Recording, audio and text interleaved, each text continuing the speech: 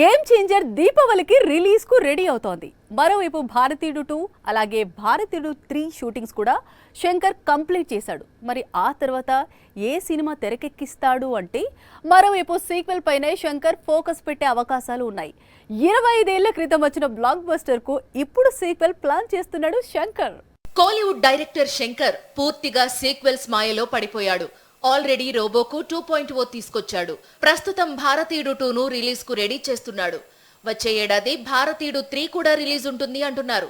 ఆ తర్వాత శంకర్ ఒకే ఒక్కడు సీక్వెల్ పై ఫోకస్ పెడతాడట. రామ్ చరణ్ హీరోగా నటిస్తున్న గేమ్ చేంజర్ నిజానికి ఒకే ఒక్కడు సీక్వెల్ అని ప్రచారం సాగింది. కానీ పూర్తిగా కొత్త కథతో గేమ్ చేంజర్ తెరకెక్కుతోంది. ఒకే ఒక్కడు సీక్వెల్ కు మరో లైన్ రెడీ చేసి పెట్టుకున్నాడు శంకర్.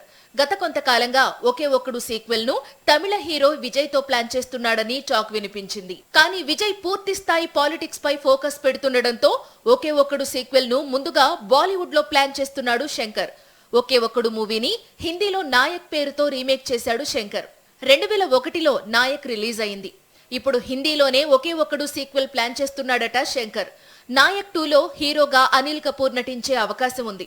త్వరలోనే ఇందుకు సంబంధించిన అఫీషియల్ కన్ఫర్మేషన్ రానుందని టాక్.